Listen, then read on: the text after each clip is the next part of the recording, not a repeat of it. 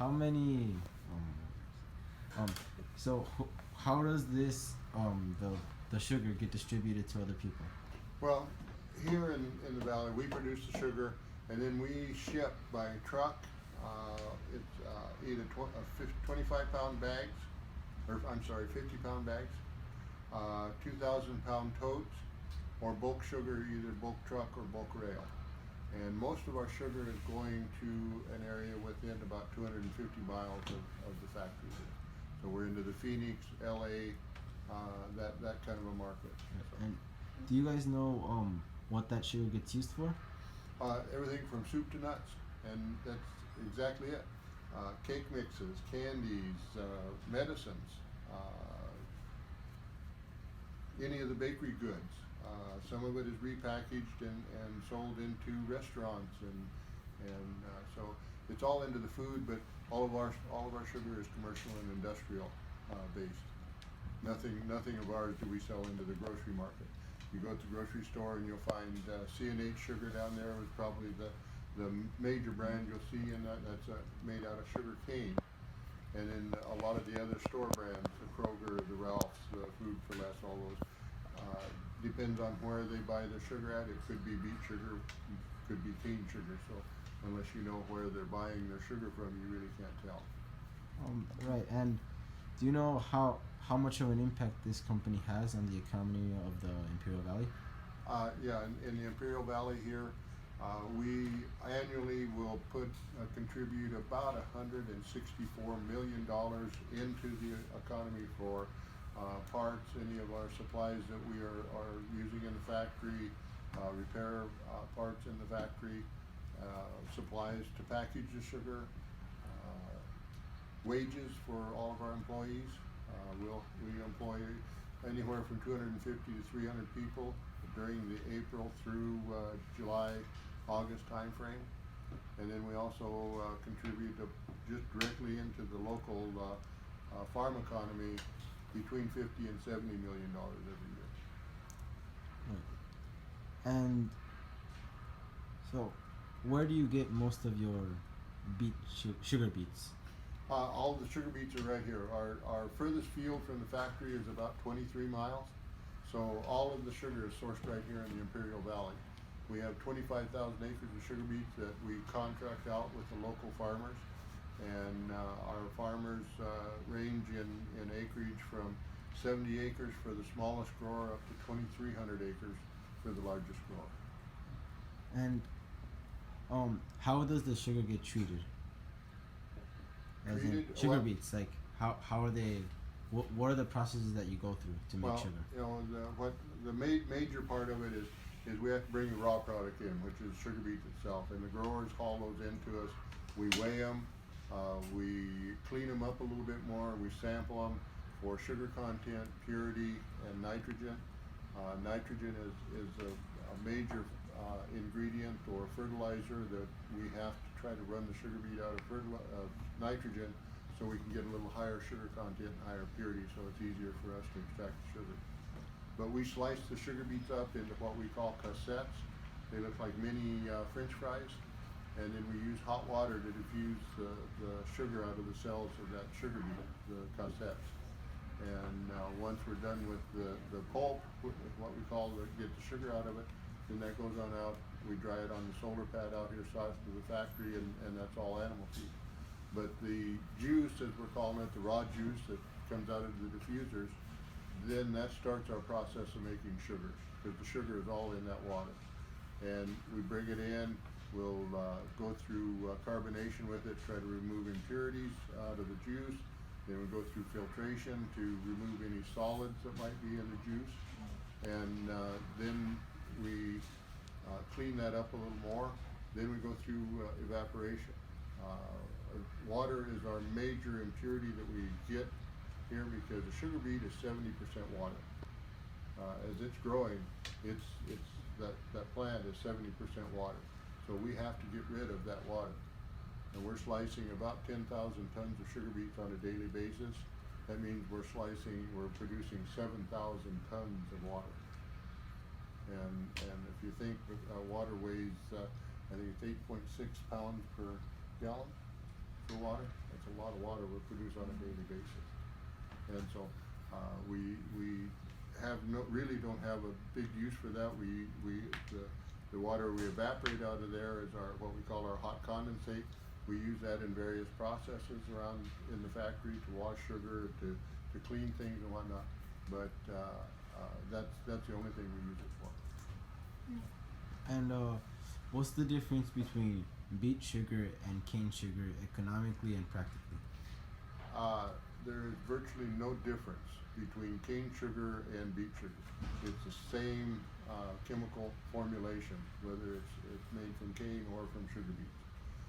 The perception is sugar cane is a tropical plant, and sugar beets are grown in the dirt. So just the conceptual idea that I've got a grass out here that I'm making sugar out of has a little more glamour to it, if you want to say that. But the sugar is virtually the same is exactly the same coming from both cane and beets. Right. And the pricing economically, is there any difference? Well, right now there is, because cane sugar is selling for just a little more.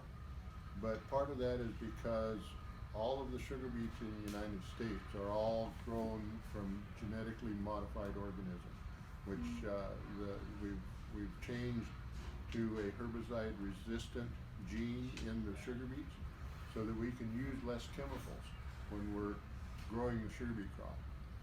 We used to have a witch's brew of chemicals to control weeds, broadleaf weeds, grasses and everything. So we use 4 or 5 different chemicals in our herbicide program, and we'd spray them twice, sometimes 3 times.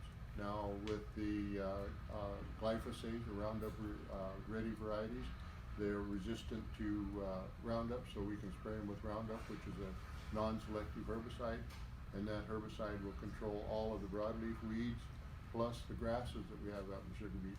So we're using one herbicide and we're only applying it twice at the most here. So we're using less chemicals on the crop.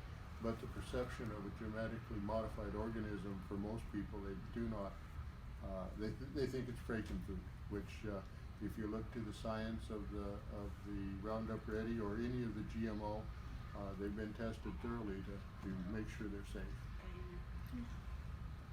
Yeah. Is there any difference in how efficient beet sugar is compared to cane sugar? Really, like I say, it's exactly the same formulation, and I can't remember, but it's carbon, hydrogen, and oxygen. Right. It's all exactly the same. Efficiency in production. Well, one thing, if I may add, Yeah, he's more the operations guy than I is am. that with the beet sugar here in Imperial Valley, all our product is in 20-25 miles of the plant here, and we like to joke about we're the original green company because we started solar drying our pulp back in the 80s. So we instead of burning enough gas for a couple thousand homes a day to dry our pulp, that all went away, and we're just relying on solar to the sun to dry our pulp. In addition, then like Ron was saying, a lot of beet sugar companies are located up north, so the beets are coming in at 0 to 10 C, just above freezing, or actually down to 10 below C. So we have to heat that all up to 100 degrees C to process it. And we're not 100 C here, but we're pretty warm. We like to top water beets are preheated coming into the plant. So with the weather here, is one advantage. I know it's pretty hot in July here, but it's less energy we got to put into the process. So if you compare our greenhouse gas emissions to any of the sugarcane refineries in the United States, and that's already been refined. It's raw sugar, so it's been processed once. They bring it into a refinery and refine it. We compete with those plants. So if you want to buy the sugar with the least amount of greenhouse gas emissions, this is the place to buy it. So. And how does the use of solar energy affect the company from an economic standpoint?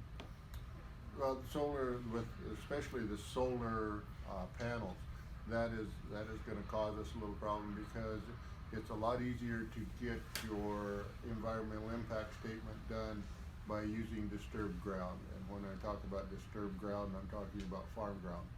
And so it's a lot easier to build your solar panels on good farm ground than it is to go out and find spots out in the desert where you're not going to impact some of the wildlife or endangered plants or things like that.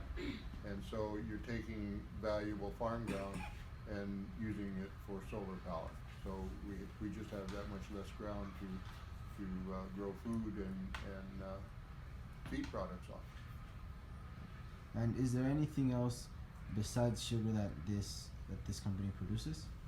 Well, you look at there's nothing wasted in the sugar beet process. We bring the raw product, the sugar beets in, we extract the sugar out of the pulp.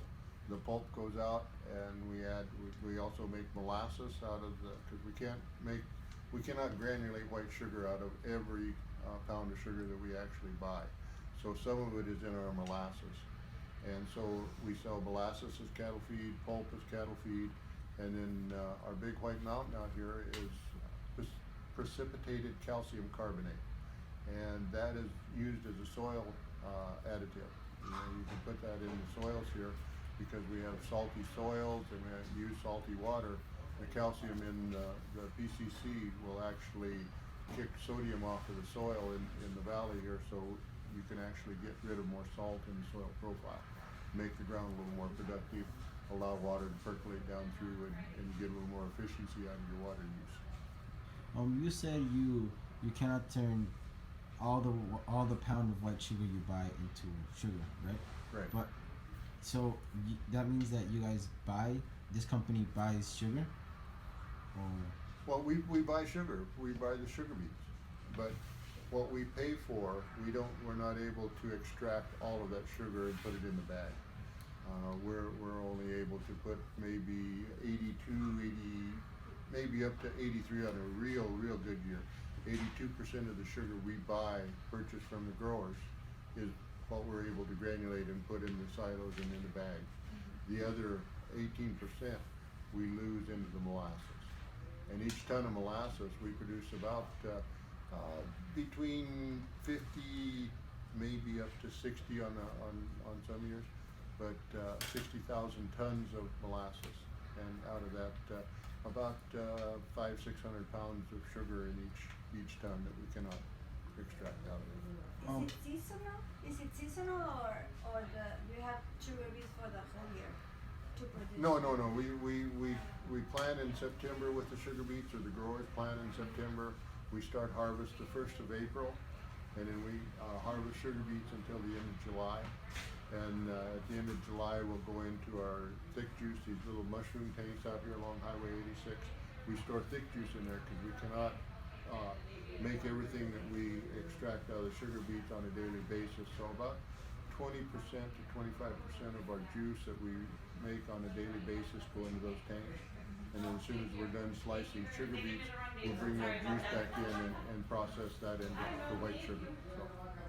How much money is lost when the sugar that can't be, and then when the white sugar that can't be turned into sugar is made into molasses? Well, we're really not losing any money. We could gain a little more money if we could get all of that sugar out of it, but we're selling it out as animal feed, so we're garnering money out of that, profit out of that as feed for livestock. So we're really not losing any money on it, but we could make more money if we had the proper equipment here.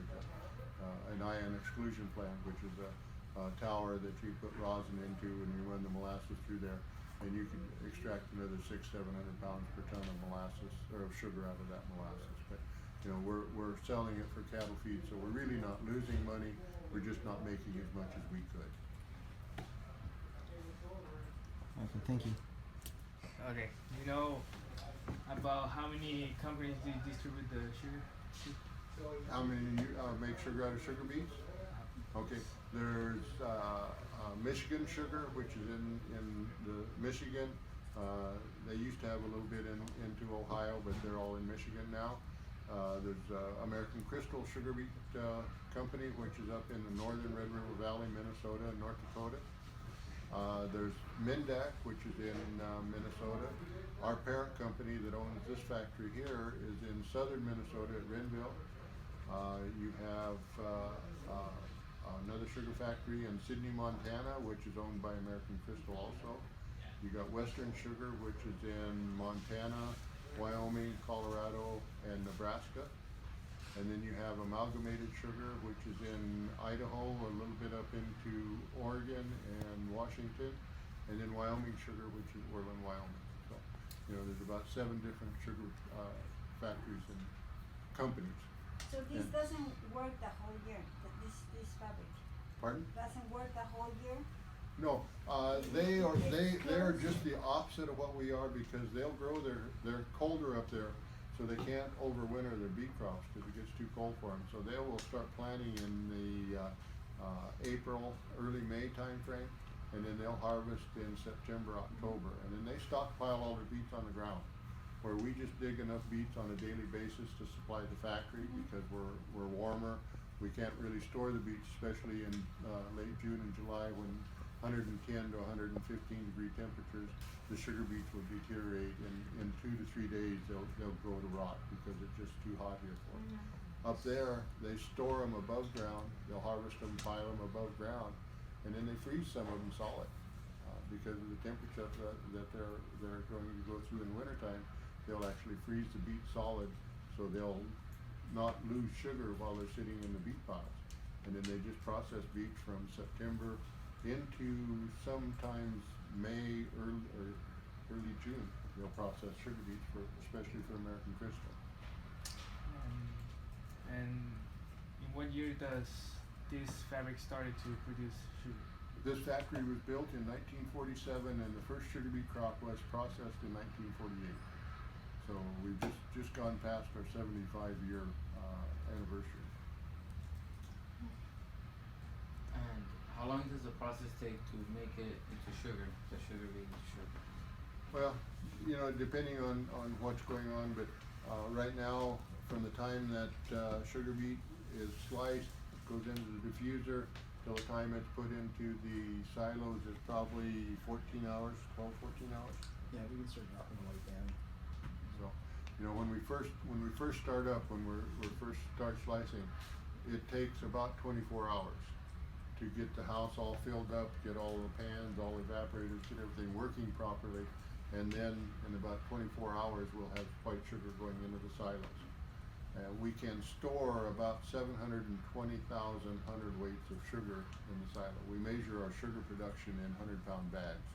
That's always been the norm for sugar beets and for cane, is to measure your production in hundredweights. And we normally produce about 3 million hundredweights a year in this factory. So we'll fill and empty those silos 4 times during the campaign. We produce 150,000 tons of sugar here.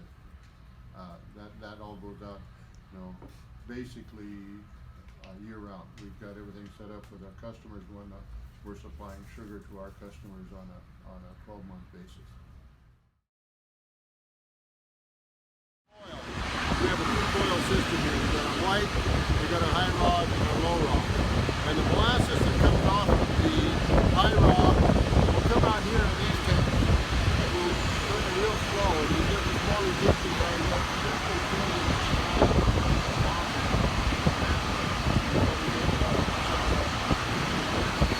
we kind of remember these big tanks because there's 2, 4, 6, there's 12 of them. And all those are full of molasses. These are molasses in here,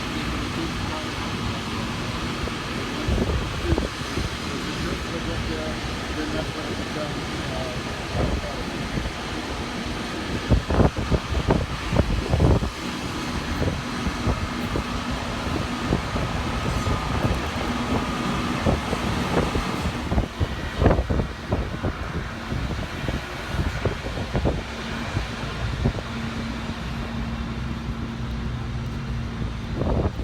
leave in the same shape as the adage. They really push the safety. The vest, receiving, because you got trucks moving, you got tractors moving, you got loaders moving, so we want everybody to be able to see what's going on out there. But what we do is we weigh the trucks as they come in, bring them over, these A-frames up here, the 2 big A-frames, and then actually hook on the cables on the sides of the trailer. Now the growers are on a 12-hour shift, and we're done with all the loads for the day. They'll start back in again at 6 o'clock tonight. So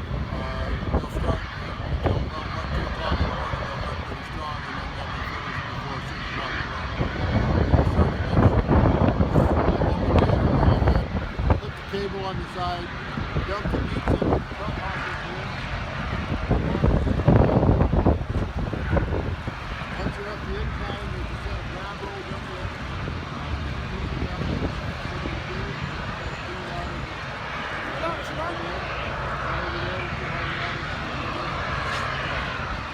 But then once it's across the grab rolls, we'll take a sample, anywhere from 15 to 25 pounds of beets in the sample bag, and then we run that once over the sugar content, the purity, and the nitrate. And all of those are critical in the payment for the growers. The higher the sugar content, the higher the purity, the higher the payment. Most of the beets down here right now, with the price we're getting on sugar, is going to about 50 dollars per ton. Our average yield here in the valley is about 44 and a half tons. $2,200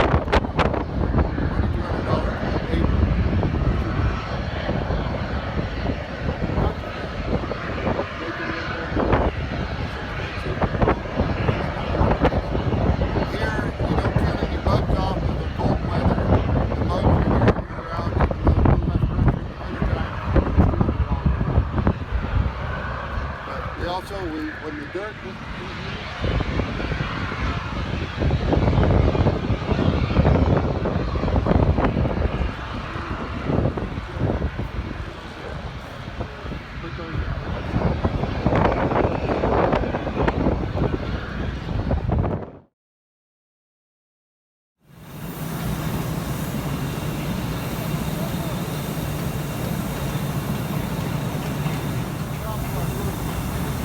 The beets are about 94% buoyant, so once we get them in water, they'll actually float. See, if you see there, the beets are floating down in the water here.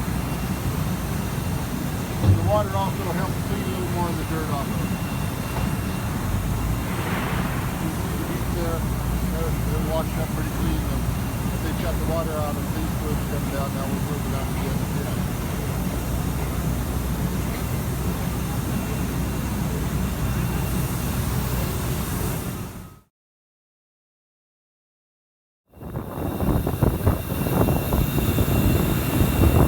This is what we use to regulate the amount of beets going into the back, our beet wheel. And you can speed that up or slow it down depending on whether if you need more beet, you speed it up a little bit. If you need less beet, just slow it down. And in that pocket is a tear card.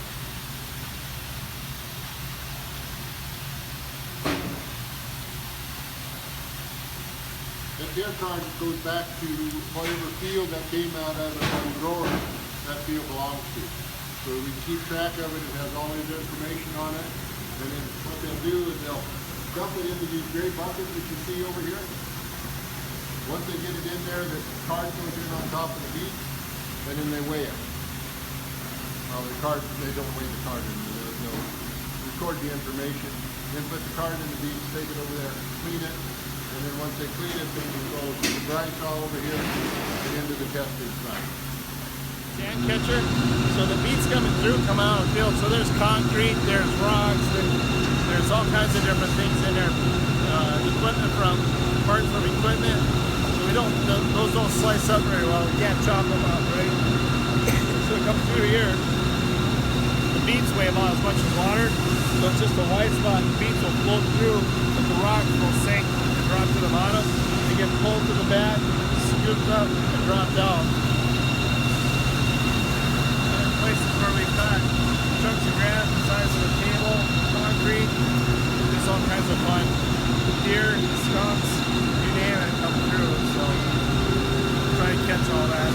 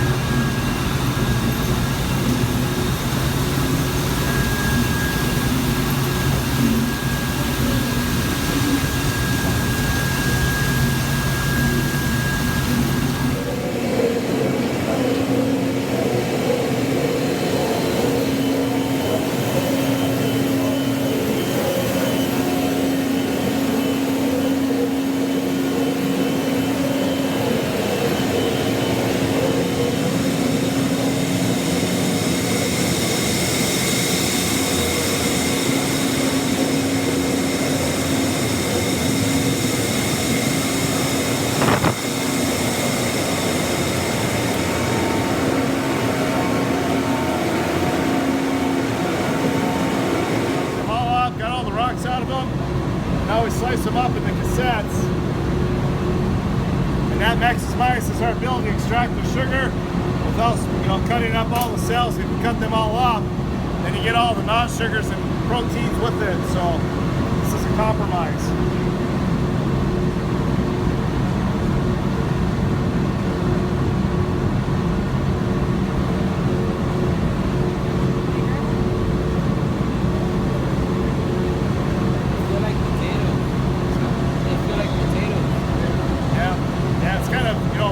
Potatoes kind of got that bitter taste until you cook them. These are still bitter when you cook them. So.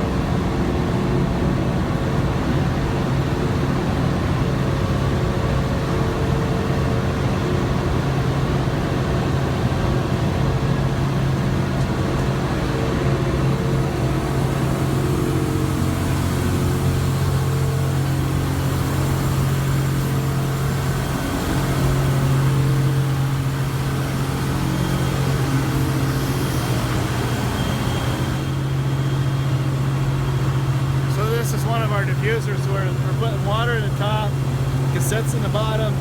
The cassettes can scroll to the top as the water percolates down through it. The last thing the cassettes see is fresh water, no sugar. The last thing the water sees is the cassettes with the highest amount of sugar, so we get it concentrated as best we can before we bring it into the plant.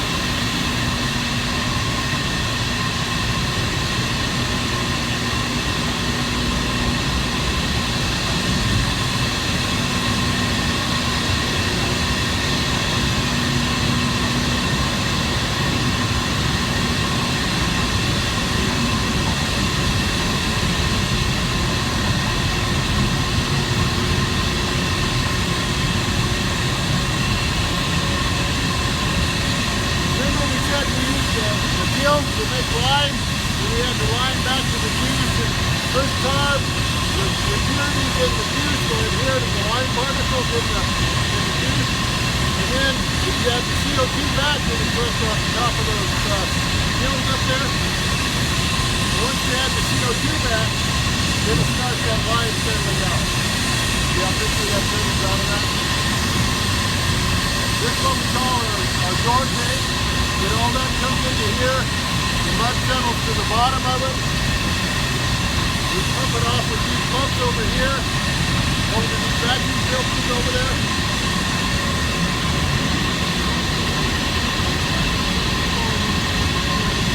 And it settles down fairly quickly. Then the juice just overflow over the top.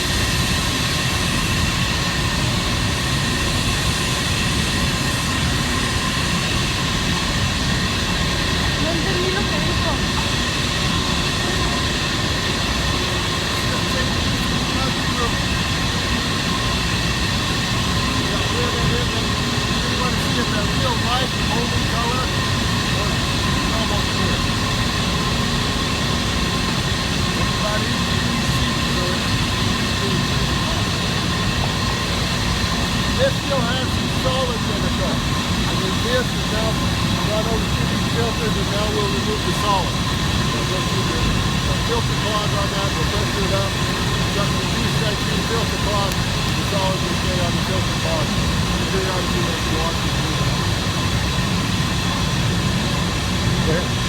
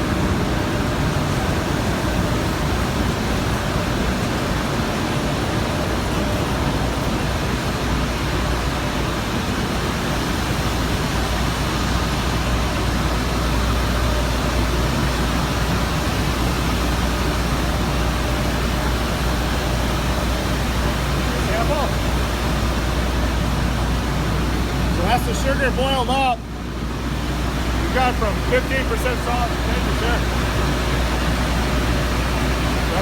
up to 70%. When we walk across that floor downstairs, those are evaporators. So we take a pound of steam from our boiler, then we burn natural gas in. And we go through one effect that evaporates some steam. That drives the next one. That second one drives the third drives the fourth. So we can get 4 to 5 pounds of water evaporated for every pound of steam we generate. Make it as efficient as we can. The incoming juice is like 15% solid, 17% solid. That's about 70% solid. We filter it, bring it up here, and we'll bring it up to about 90% solids. Have you ever seen where you take sugar like you're making Kool-Aid? You put sugar in the bottom and you start adding a little bit of water. At first you just have a big ball of sugar, and as you add water, it dissolves, and eventually it all dissolves the sugar, right? We're doing the exact opposite. We're evaporating all the water off until there's not enough water to dissolve the sugar, and then it crystallizes out. Just doing it 90 tons at a time.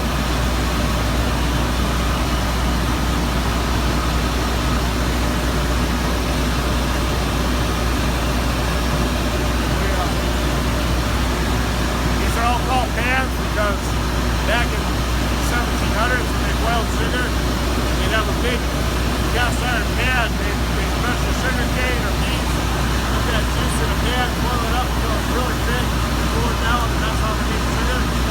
Now, a pan instead of being this big and the size of a railroad car. They used to, every time we drop a batch from a pan, it's called a strike, because back in the days when they boiled sugar up, when they finally figured out how to boil up sugar, on the large scale, industrial scale, they actually had a brass plate on the side. They get it all good and thick. They come over with a hammer and they strike that.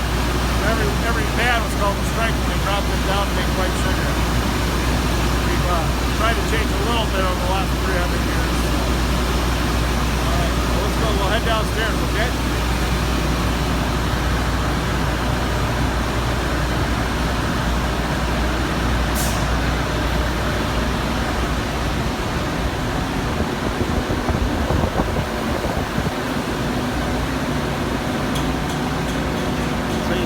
Boiling in there, and it's splashing the sugar crystals up against the wall.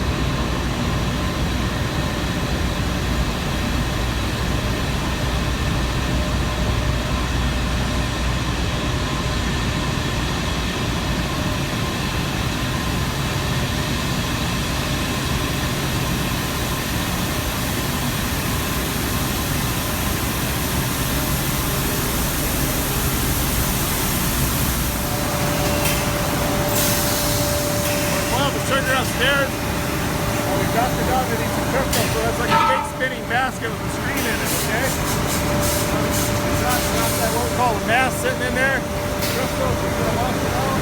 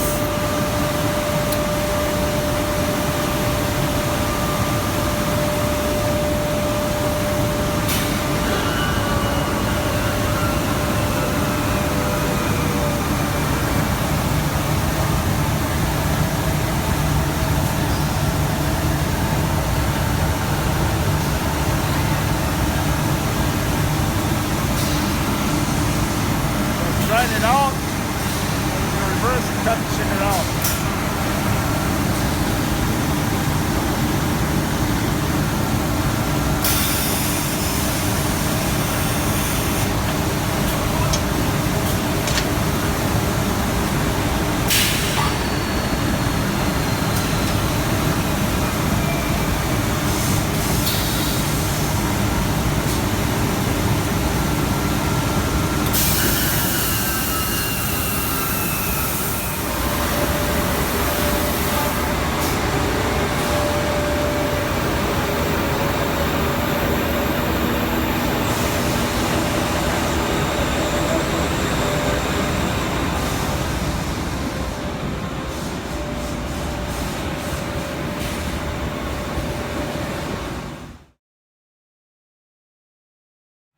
Bulk trucks a day of sugar we're making out of the factory.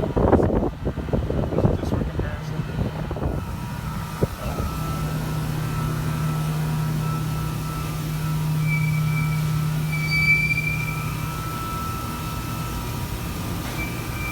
So this is our two toll lines. We'll head around this way, I think.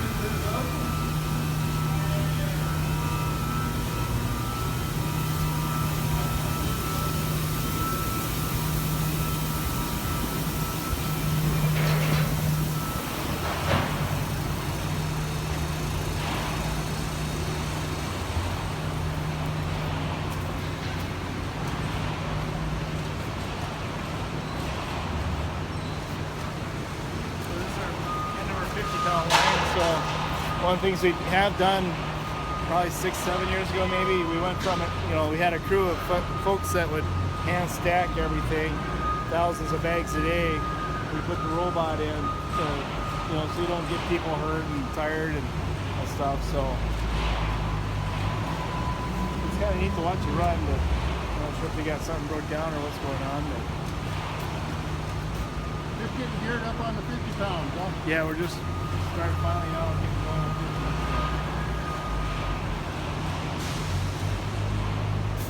this. So we slice, like Ron said, we're slicing up to 10,000 tons of beets a day. So that's almost 400 tons of beets a day.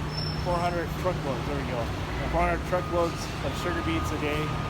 So we're doing, 420, so that would be 30-some truckloads an hour. So adds up. We're shipping 50, 60 truckloads of sugar out of here a day. The warehouse gets pretty busy. So we do an emphasis. We do a lot of training with everybody for safety and just trying to talk people through what they're doing and looking at what they're doing. And there's a lot of reminders about how to do things safely and be careful. And as you go through, you can see there's a lot of moving parts that we've tried to isolate from people, and so they can't get into them.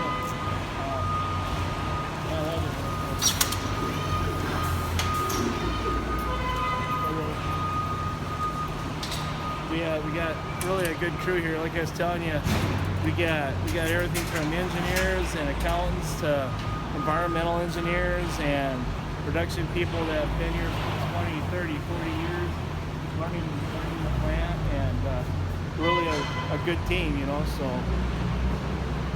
do a lot of good things here.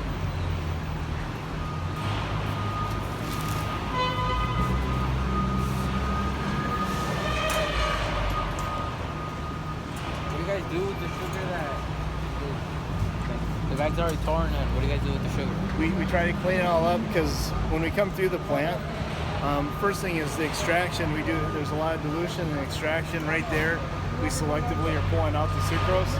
And coming through the plant, the lime chemistry is really selective for, if it doesn't precipitate everything, it'll chew it up, it reacts with all what's left over. And crystallization, you saw how dark the colored the syrup was, right? But yet the sugar is pretty white. So that's really pharmaceutical grade. So we're able to isolate a lot of the non-sugars. In fact, like when 9/11 happened back in 2001, the government went through a lot of food processing facilities because they were afraid of